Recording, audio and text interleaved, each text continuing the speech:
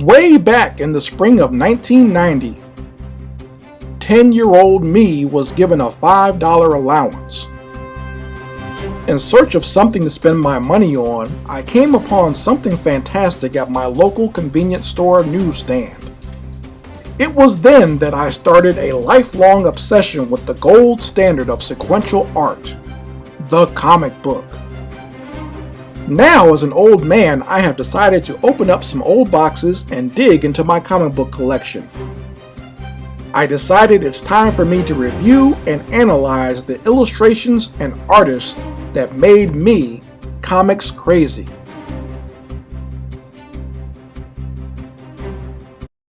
What's good, everybody? This is Chris Crazy House, and welcome one and welcome all to another episode of Chris Crazy House Presents Comics Crazy. So, like the intro says, back in the 90s, I started collecting comic books, and my idea was to just pick up random books off the shelf and see which ones I liked and see which ones that I want to continue collecting. So one of the random books that I grabbed in the summer of 1990 was Avengers West Coast. So I had already bought some of the Avengers books, and I wanted to see what was going on with Avengers West Coast. Like, I remember not really understanding why they needed two teams to be on both sides of the country, but I said, what the heck, let me see what's going on. Let's see which book is actually better. Okay, and this team is actually consisting of a lot of the original Avengers. So a lot of the Avengers that were there from the beginning are actually on the Avengers West Coast team. And I don't know why they felt like they needed to break away. Someone might have to explain that to me. I'm not that familiar with the history behind Avengers West Coast, but I did enjoy some of their adventures that they used to have in the comics. And this is actually a really good issue of Avengers West Coast, and we have the Avengers fighting Immortus and the Legion of the Unliving, and they're trying to save the Scarlet Witch, okay, who's actually having one of her moments, her Scarlet Witch moments that happened a lot in the comic books. Most people probably remember the House of M story, where the Scarlet Witch used her powers to change and alter history. But there's also times when, you know, she's gone crazy before. Like, her powers are so crazy, the fact that she can alter reality, it's insane. And Immortus is trying to use the Scarlet Witch for his own ends in this book here. But some people might not understand who Immortus is. This is actually one of the more complicated villain stories, because that's actually Kang, okay? Immortus basically is just another variant of Kang the Conqueror. You actually saw a version of Immortus in the Ant-Man Quantumania. If you saw like the mid-credit scene or whatever, you see Jonathan Majors dressed up in this weird garb or whatever. That's Immortus. And Immortus is the version of Kang who became the ruler of a place called Limbo. So a place that's outside of time, where, you know, no time actually exists. He became the ruler there. And he's actually one of the heads of the, you know, the what do you call them? The dynasty, or the group of Kangs. They have like a whole council of them, and Immortus was one of the top ones, okay? So, and I think this was kind of retconned, if I'm not mistaken. This was not the intention for the character of Immortus, because they even tried to retcon it in this book here, where he's faced other characters, like he's fought like Thor or Iron Man or other characters in the Marvel Universe, and he would tell them what his plans were, but it's revealed in this book is that he made those things up. When he was fighting those other characters, he would just make up what his grand plan was just to throw them off. His real grand plan is revealed in this book. And like I said, you get to see that he's actually one of the many Kang variants that exist in this MCU or Marvel Comics universe, okay? So first, let me give the roster for Avengers West Coast so we know where we're at here. You have the Wasp, which is one of the original Avengers. You have Iron Man, that's actually Tony Stark, even though in his book, he's still trying to hide the fact that Iron Man and Tony Stark are the same person. I know for those who watch the MCU movies, you might be confused by that, but, you know, back then, this is the 80s, or like the early 90s, he still had a secret identity, okay? Only a few people knew that Tony Stark was actually Iron Man. See, in this universe, he actually did use the excuse that Iron Man was Tony Stark's bodyguard, and Iron Man was just really like a super athlete that Tony Stark hired to be Iron Man. And that, you know, but it's really Tony Stark in there. This is not Captain America. This is U.S. Agent.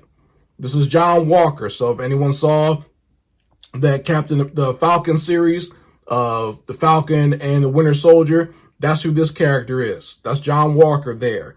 This is Hank Pym. That's Giant Man and Ant-Man, the original inventor and the original one played by Michael Douglas in the movies. And he decided to discard his Ant-Man and Giant Man persona at this time and just be regular old Hank Pym, but he still has a lot of crazy inventions that he uses to help the Avengers West Coast. Hawkeye, of course, classic character. I always love Hawkeye's outfit, and I wish they could have incorporated that somehow into the movies because I think this outfit is awesome. We have Wonder Man, who is not only a superhero, but also a celebrity. Okay, he's one of the characters that kind of started off as a villain of the Avengers and then became an Avenger himself. And we got Quicksilver. So, and Scarlet Witch is on this team as well. But like I said, at this point, she's having one of her Scarlet Witch moments. So right now, she's looking kind of evil right here. And they're fighting the Legion of the Unliving. So Immortus uses his time powers to grab different villains from out of time to fight the Avengers. And once, you know, just looking at this cover, very well done cover of the two sides coming together, trying to fight each other. We have the Scarlet Witch hanging in the balance, and you got Immortus in the background. Tells the story perfectly of what we're going to be seeing in this issue of Avengers West Coast. Turn right in here, and we see that in the last issue, Immortus has just popped up, and you can see the Scarlet Witch is in a trance, and the Avengers are kind of all around looking and wondering what in the heck is going on now, because I think they just had to deal with Magneto in the last issue of Avengers West Coast. So now they're dealing with Immortus. It's like one villain after another, and they're all trying to decide what they should do. But Hank Pym is trying to be the voice of reason and saying, let's hear what this guy has to say before we try to just rush him. But the other Avengers aren't listening. Like Hawkeye, who's always been kind of a hothead, just decides to shoot one of his arrows and it just bounces off of a force field. And Quicksilver, another hothead, just decides, you know, this is my sister. I don't give a damn what's going on. I'm going to rush him. And I love villain dialogue like this when, you know, villains who are just very capable talk to the heroes and basically say, like, what are you doing? Like, so Immortus is a master of time manipulation, and he's like really, Quicksilver, you're going to use speed against me, and I can manipulate time? Like, what are you talking about? He's like, your power of speed wouldn't even exist if it wasn't for time. So he basically said he just moves out of the way. He said, I could go take a single step backward. I can walk to Earth's moon and return. He's saying you just run right into this other fool who tried to rush me. And so he just, you know, causes Quicksilver to run with super speed into U.S. Agent, and they collapse on the floor. So Iron Man says, okay, we'll listen to see what you want. And they even try to use the dog Lockjaw from if anyone remembers the Inhumans, they had this giant dog who can teleport, and Lockjaw actually tries to teleport the Scarlet Witch, but it doesn't work. Okay, so there's a lot going on here. A lot of characters involved from different universes or different comic book series. But Immortus says he's going to take the Scarlet Witch because she is important to what he needs her for. And he figures, you know what? The Avengers are not going to listen. They're not going to back off. He said, I could just put you all to sleep, but eventually one of you is going to wake up and come after me anyway. So come on, I'm just going to take the Avengers with me. And that's what happens here, is he winds up teleporting all of them and himself and the Scarlet Witch into the dimension of Limbo. Now, what happens here is a piece of Immortus actually gets stuck within the present time. This is why you kind of see almost kind of like a translucent version of him right here. Okay? And it's stuck there because of another character that is going to be revealed very soon. Okay? And I'll show you that when we get there. But right now, Immortus has taken the Avengers to the dimension of Limbo.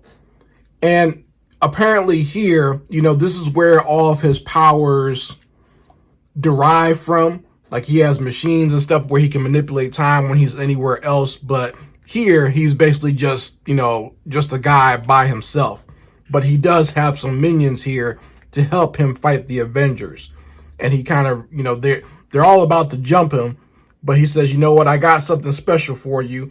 And that is the Legion of the Unliving. And this splash page is great here of the Legion of the Unliving. Okay? And we reveal a lot of some of the Avengers' greatest enemies here. Everyone from the original villain version of the Black Knight, who has the flying horse. We have a version of the Human Torch. We find out who that actually is later. We have left-winger and right-winger, some enemies of Captain America and also U.S. Agent. We have the Grim Reaper, another original villain of the Avengers, the Swordsman. We have Arno Stark, which is an Iron Man from the future. And this character, who I think was created for this comic book, and they used him again later, but his name is Ort, the Living Comet. So this is actually supposed to be a villain that Quicksilver fights in the future. So Quicksilver, looking at him now, doesn't even remember who he is. But apparently they fight in the future. It's almost kind of like what goes on with the Flash and the Reverse Flash. But, you know, these characters have to fight the Avengers. And what I like about this book is you're going to see how each character kind of fights someone that they're very close to. And each character, you know, has their moment where they're facing off against their arch enemy, and it's drawn very well. I forgot to mention the artist, by the way. I'm sorry for that. The artist is Paul Ryan, the penciler, who has done a lot of Avengers comics from around this time. Not just Avengers West Coast, but Avengers, the main comic as well. And we'll be doing some of those later on as time goes on, because there's a really great story that he illustrated where the Avengers are trying to have a party at the mansion and Doctor Doom takes over the mansion. So that's actually a really good one. But we're going to be just doing that much later. But right now, we're getting to the Avengers facing off with the Legion of the Unliving. And we got Wonder Man, who's actually fighting the Grim Reaper, who was actually his brother. So he's actually has to fight against his own brother. And that's kind of messing with him here. Iron Man, obviously, is fighting one of his descendants, Arno Stark. And he's still trying to pretend like, you know, I'm not the original Iron Man. I told you I'm not. So he's trying to still deny that he's Tony Stark. But this guy doesn't care whether he's Tony Stark or not. All he knows is he's going to kill him. And this character has appeared in other books as well. I don't know what actually happens to him. It's funny because he says he's Iron Man from 2020. Back here in 1990, that seemed like a very far away future, 2020. But the fact that we've passed that now, and that's in our past that I'm doing this review, is funny to me. It's interesting how we all thought the future was going to be back then in the 90s and what it actually appeared to be, you know. Basically, this is COVID Iron Man. He should be wearing a mask or something like that and making sure that, you know, he's distancing from all these other characters, because that's what happened in actual 2020. That's funny. But back to the comic book story here. as they're fighting. You know, obviously, if he's from 2020, his armor is way more advanced than what Tony Stark has here in 1990. And Hawkeye is facing off against the swordsman, who is actually his mentor in how to fight and how to be, just use these weapons. Because he said before, Hawkeye because Hawkeye also started out as a villain, like way back in the early days of the Avengers comics. So he says when he found Hawkeye, Hawkeye was just like working as a performer, shooting apples off people's heads. And this guy basically trained him how to be like a mercenary and a villain. And right here, we got the Black Knight trying to kill Hank Pym, because he remembers Hank Pym when Hank Pym was Giant Man back in the day. And we got left winger and right winger fighting U.S. agent and this version of the Torch trying to kill Janet Van Dyne or the Wasp. And this is where Quicksilver, he says once again that he doesn't even know who this Ort guy is, the living comet. But Ort remembers him from the future, and he zaps him with one of his laser blasts because Quicksilver is always trying to protect his sister. So Ort remembers that, and he shoots at Scarlet Witch, and Quicksilver gets in the way. You know, and just that's almost the same way Quicksilver went out in that Avengers movie, trying to protect his sister, right? Or trying to protect somebody, but he's always been super obsessed with saving his sister, and he got smoked right here by Ort, the living comet. So right here we reveal who has kept a piece of Immortus in the present, and that is Agatha Harkness. And once again, another character who has appeared in the MCU. They've made her a lot younger in the MCU, like she was in that Scarlet Witch series. And Agatha Harkness is a very interesting character. She's actually a real witch who does have magical powers, and she always pops up in very interesting places in Marvel Comics. Like I think she worked as a nanny for the Fantastic Four, taking care of their son Franklin. And, you know, she pops up here. She always pops up around the Scarlet Witch every once in a while, but she's the one that kept a piece of Immortus here because she wants to figure out what are his real plans and what are his real goals. And so she keeps that piece here and puts it in a trance so that he will answer what he was really doing with the Scarlet Witch. So we'll be going back and forth between the battle with the Avengers and the past, or I guess you could say the past and futures of Immortus, while she's kind of going into his mind and trying to figure out what he's really up to. Classic video game ad for the X-Men game. This was the NES game that came out way back when, and this game is trash, by the way. I'm sorry to say this, but this company right here, LGN, was known for not making good games, and this game was not really a good game at all. It's that top-down X-Men game. If you ever played it, you know exactly what I'm talking about. I had it. This is one of the games I owned on the NES, and I was so regretful that I got it, because I only got it because I enjoyed the X-Men. This is a cool image here, and it's a lot of the X-Men that I really enjoy, but the game was not good. Okay, just not. So back to the action of the Avengers facing off against the Legion of the Unliving. What the illustrator Paul Ryan does, I think, is actually really great in the way that he's able to fit all of these battles between the heroes and the villains onto one page, basically. And we see the end result of each of the battles with either one page or maybe two. And this is something you might want to think about if you have like a team book and you want to kind of fit a certain battle maybe into one issue. And, you know, so you have a team book and they're facing off against their counterparts. You know, he's able to get it all in one page with a certain amount of panels. And he does a really good job of that. And the action is very well done. It's very clear. Each battle has a different outcome. Okay, so it's not like all the same thing.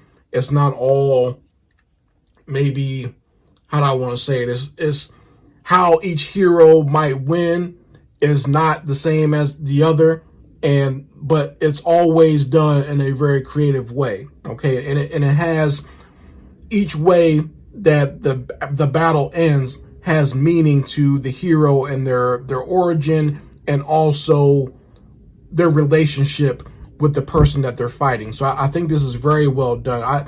I took a lot of story cues from how this was done, okay, because this is very important. So Hawkeye is facing off against the swordsman, who, like I said, was his mentor. And so you would think that Hawkeye, being the student, that he would never be able to defeat his actual mentor.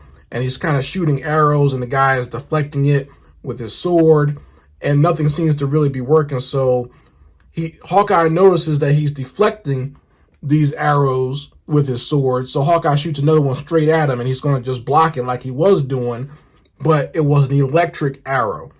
And that winds up, the electric current winds up going all the way through the sword and into the swordsman, and winds up killing him again. Okay. And Hawkeye actually does feel bad about that, saying, you know what, I really need you to stay dead this time. Do not come back, because I don't think I can take seeing you pass away again. And I just think that's really good that, you know, Hawkeye is kind of having this pensive moment where he's kind of just sitting there thinking about it hurt him to have to do that, and he doesn't want to have to go through that again.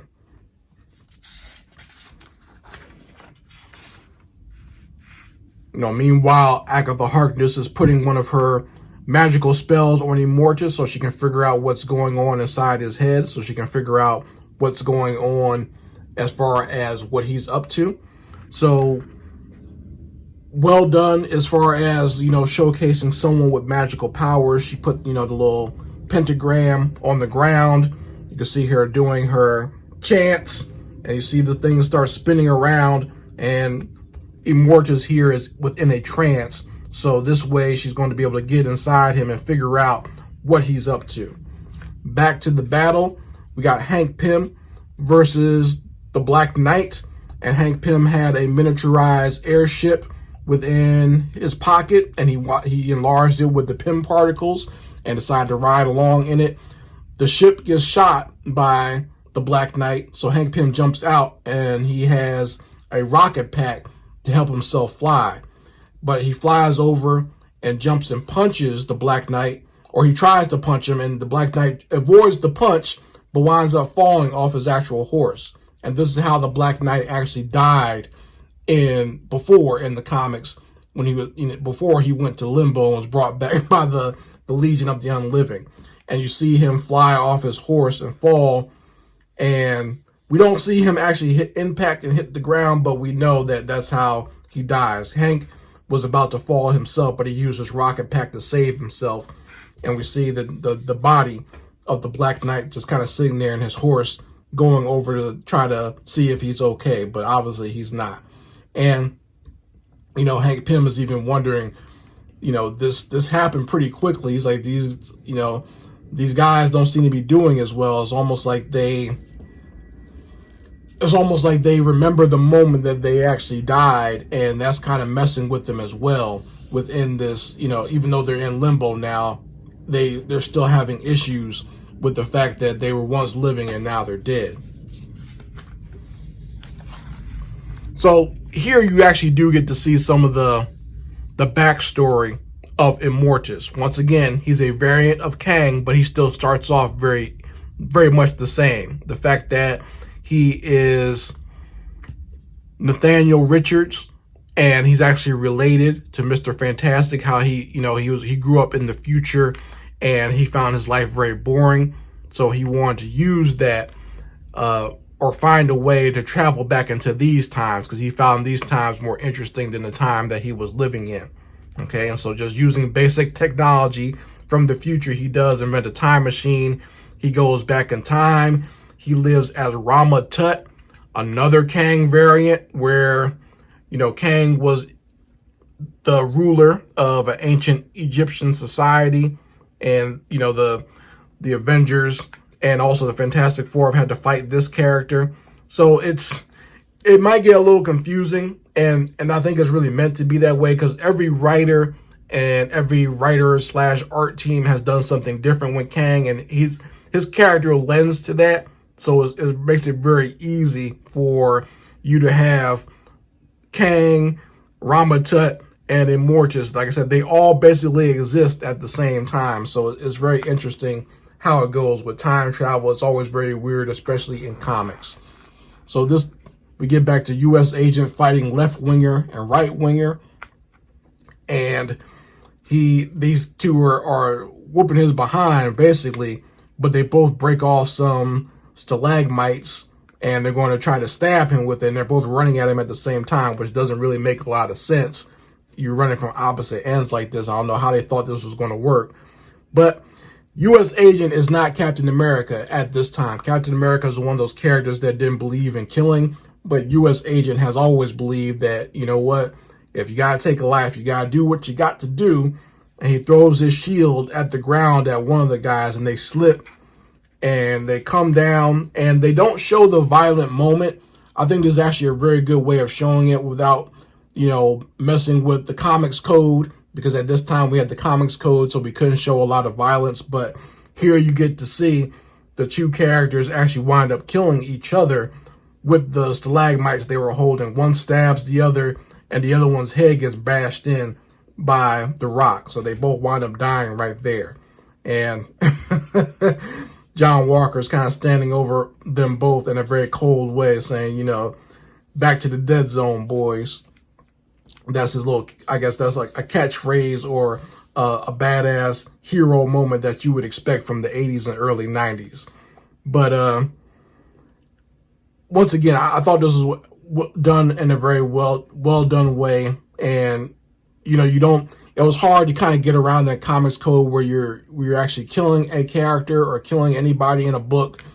And I think they did it well by just showcasing the shadow. Okay. The sound is a little off. I don't know why it would say walk while someone's being impaled and another one's getting their head busted open. But, do it however you could back then. More Immortus backstory. This time showcasing him when he finally took over Limbo and he met these three strange beings that told him what he had to do. And, there's instances where they showcase Kang and how he captured both Immortus and Ramatut. And this is where they reveal that Immortus gave false ideas about what he was actually doing. When the times that he's fought Thor or the Avengers, he would just kind of tell them lies about what his true goals were. But what he was trying to do is he's trying to fix all of the timelines, because the timeline are in complete chaos at this point. And he needs the Scarlet Witch and her powers in order to fix all the timelines. This is a good battle right here. This is one of my favorites from the book of Tony Stark versus Arnold Stark. And Tony is getting his ass whooped at this point because, once again, Arnold Stark is from 2020 and his armor is way more advanced. Okay. And obviously, with all the gears and stuff, he's just like a lot more savage than Tony Stark is. He doesn't give a damn. He has no feelings, no morals or whatever. But he's beating the crap out of Tony at this point. And Tony's, sitting here even thinking, you know what? Iron Man has these moments every once in a while where he thinks, yeah, this character is more advanced than I am. They have better armor than I do. But it's all about the man inside the armor. It's all about who I am. I'm the one that created this, and I can always find a way out. That's one of the great things that's always been about the character of Iron Man, is he always figures out that, I'm inside this armor. I can make a way. And, he shows his strength and fortitude by not necessarily using something technological, but just straight up beating the character to death. He says, you know what? He says, remember, Tony, you're the real thing, and this guy is a cheap fake. And he winds up hitting him with the double axe handle and cracking his helmet and cracking his skull and killing him. So Iron Man wins this round, the original Iron Man. He said, I guess they don't have certificates of authenticity where you come from. So, yeah, so Tony Stark wins this one, but once again, very well done battle. If you look at how the figure drawing is and the bodies flying around, Paul Ryan did an excellent job as far as showcasing how this battle is. And once again, done on one page. So if you're doing a great action sequence, you don't have to waste too much space or too many pages.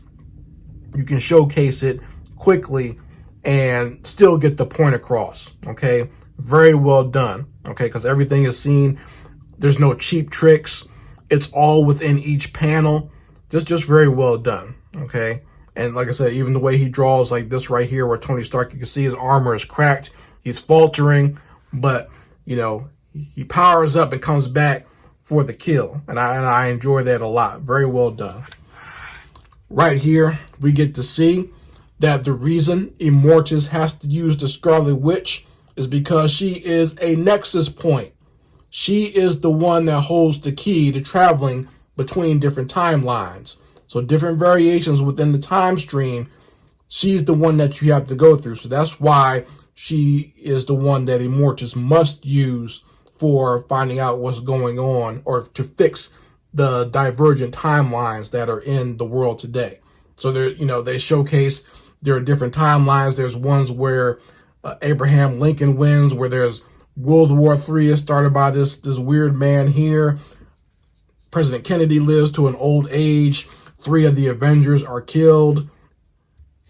And so, like I said, there's different timelines out there, and Wanda, the Scarlet Witch, is the nexus point to fix all these divergent timelines. Another great battle, Wonder Man fighting his brother. This one's very interesting and actually a little bit heartbreaking when you think about it. And, you know, the Grim Reaper is trying his best to kill Wonder Man. He slashes his chest. And Wonder Man is extremely powerful. If anyone knows the history of the character, this is actually my favorite version of the character at this time. But he's very strong, extremely so. And he's kind of trying to tell his brother, please, just stay back. Please, I don't want to fight you. I don't want to hurt you. Just stay back.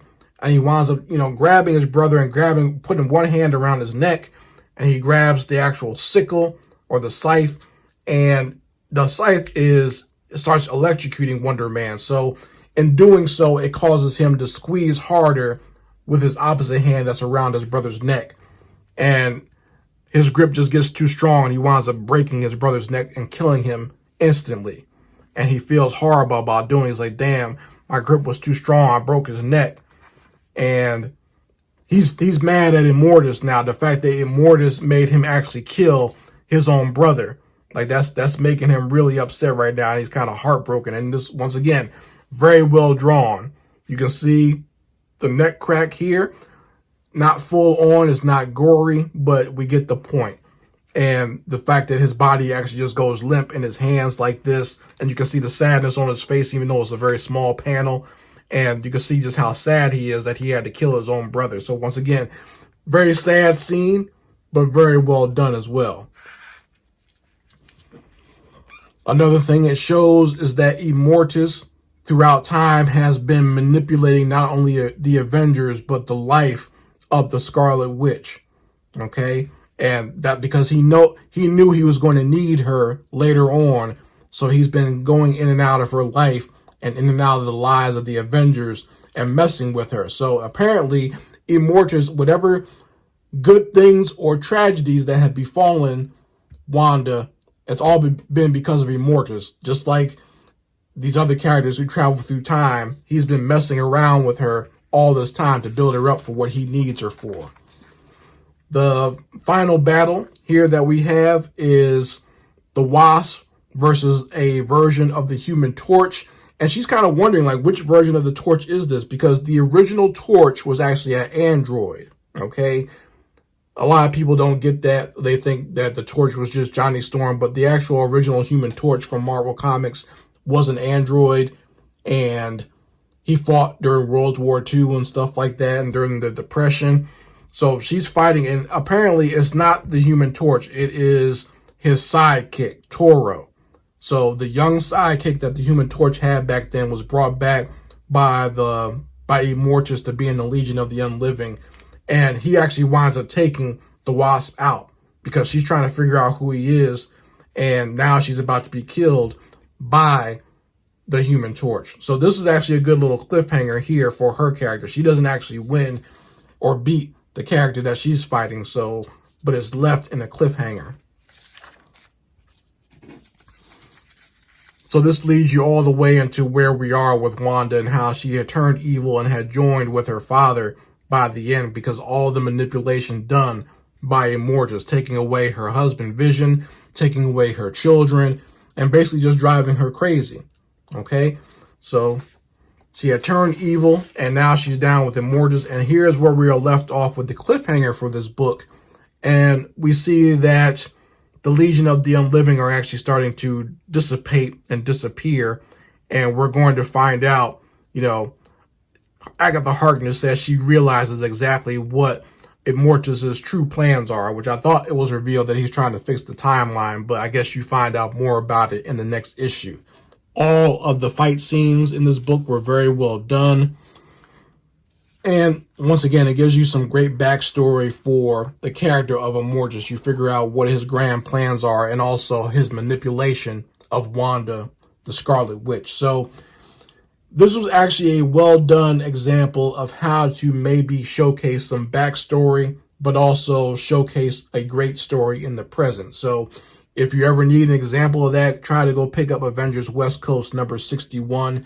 It is a great issue, very well drawn by Paul Ryan, and you get to see how to deal with not only, you know, doing backstory, especially with a time traveling character that has multiple timelines and multiple different variations on how their backstory is told, and kind of condensing it all into one book or one storyline, but also showcasing a story within the present.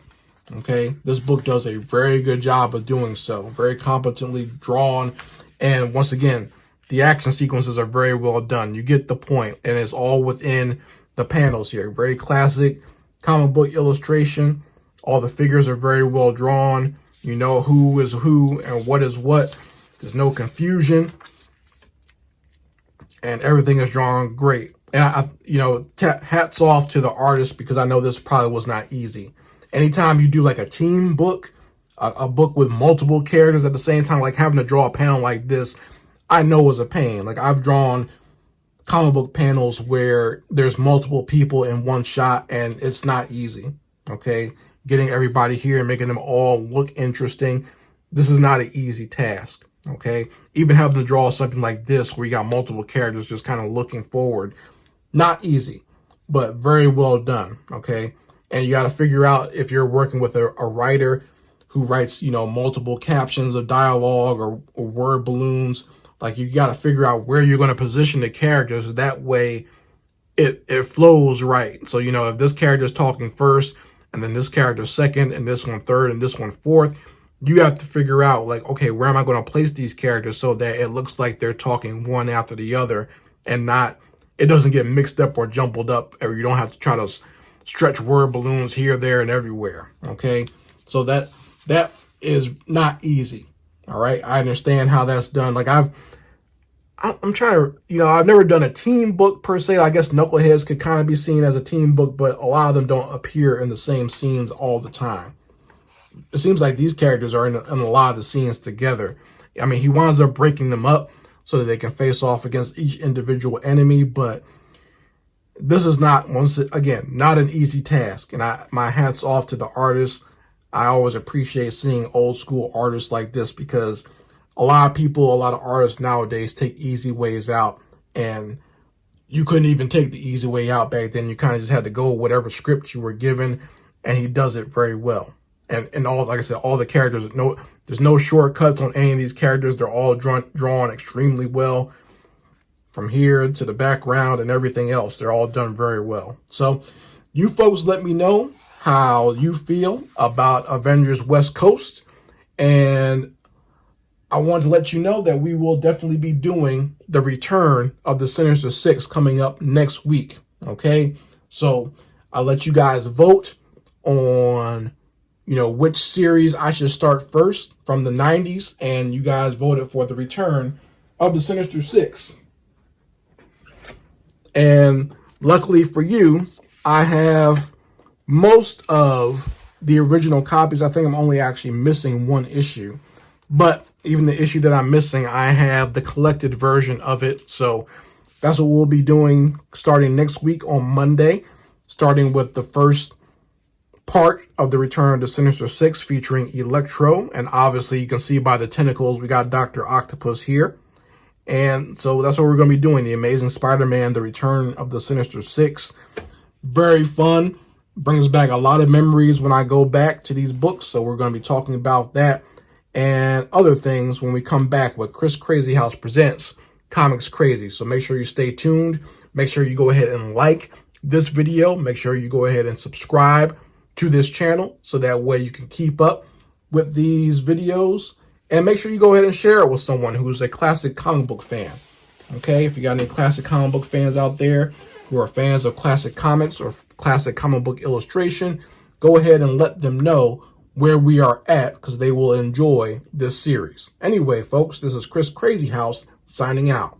Peace.